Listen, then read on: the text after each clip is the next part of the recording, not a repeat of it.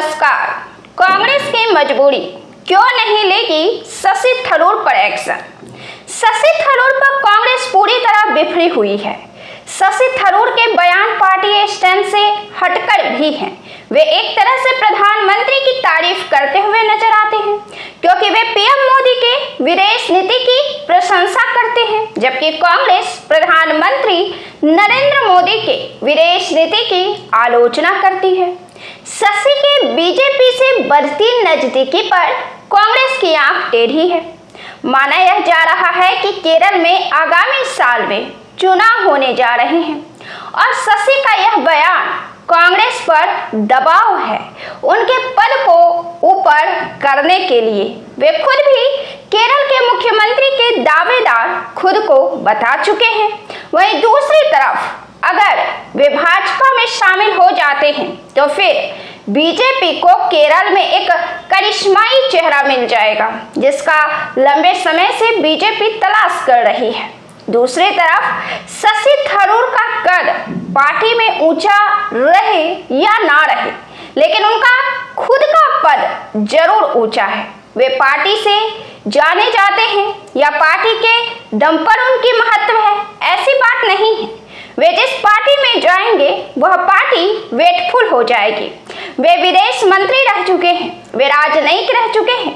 केरल में उनके समर्थकों का एक वर्ग तैयार है। इनमें युवा, मध्यम वर्ग और महिलाएं शामिल हैं। केरल के स्थानीय नेता थरूर को चुनौती के तौर पर देखते हैं और वे चाहते हैं कि थरूर राज्य की राजनीति से खुद को किनारा कर ले। वहीं केरल के बाहर भी उनके समर्थकों का एक बड़ा तबका उनके साथ है।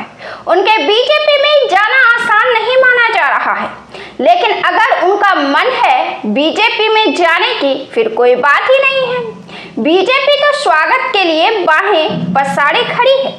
पार्टी उनके बयान से असहज है, कांग्रेस पार्टी, लेकिन वे खुद कुछ नहीं बोलती। वे उनका जवाब देने के लिए दूसरी पंक्ति के नेताओं को आगे की हुई है, ताकि विवाद बढ़े तो किनारा किया जाए। कांग्रेस यह नहीं चाहती कि शशि थरूर कोई ऐसा कदम ले या किसी ऐसी जिद पर आए जिससे कांग्रेस को केरल के चुनाव में नुकसान का सामना करना पड़े, क्योंकि केरल राहुल यानी कि कांग्रेस परिवार के लिए भी संकट मोचन रहा है। ऐसे में अगर तकरार पैदा होता है तो इसका असर कांग्रेस परिवार पर सीधा दिख सकता है। केरल कांग्रेस परिवार के लिए सुरक्षित क्षेत्र रहा है, राहुल और प्रियंका दोनों के लिए। क्या वो बीजेपी में शामिल होने जा रहे हैं शशि थरूर? इस सवाल के जवाब में खुद इस एक पॉडकास्ट में वे कहते हैं कि उन्होंने कहा, नहीं, हर पार्टी का अपना विश्वास और इतिहास होता है। अगर आप किसी दूसरी पार्टी के विश्वास को नहीं अपना सकते तो उसके साथ जुड़ना सही नहीं है। मुझे नहीं लगता कि यह सही है।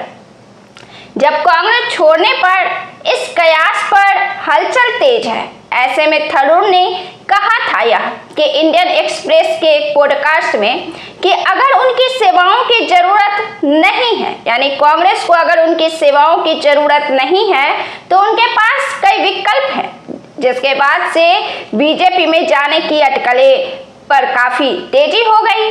लेकिन उन्होंने यह भी कहा कि अगर पार्टी उनका इस्तेमाल करना चाहती है तो वे पार्टी के लिए उपलब्ध रहेंगे, और अगर नहीं तो मेरे पास करने के लिए मेरी चीजें हैं।